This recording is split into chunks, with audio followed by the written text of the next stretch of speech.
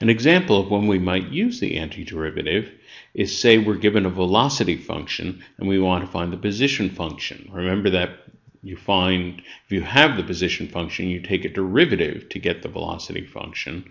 And so what we want to do is go backwards, essentially. We have the derivative, which is the velocity, and we want to go back to the position.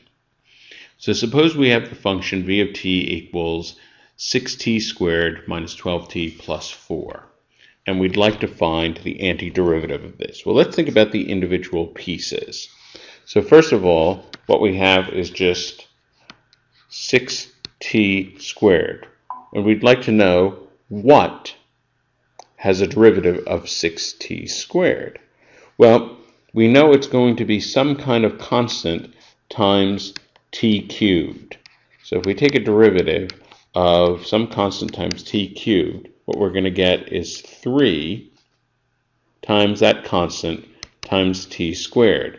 And if we want the 3t to equal 6, what we notice is that the k has to equal 2.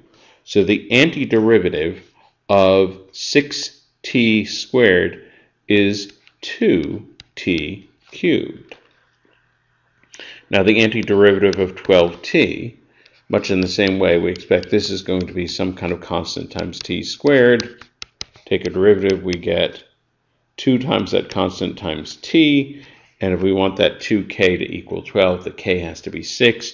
So the antiderivative of 12t is 6t squared.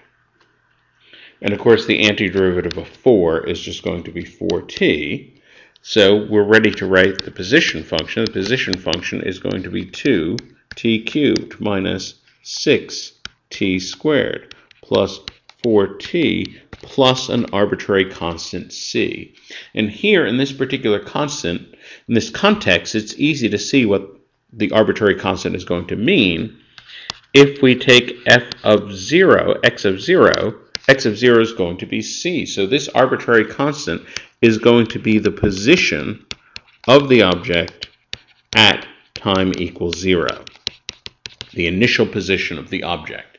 Often, in a physical situation, the arbitrary constant will be determined by something called the initial condition, also known as the boundary conditions.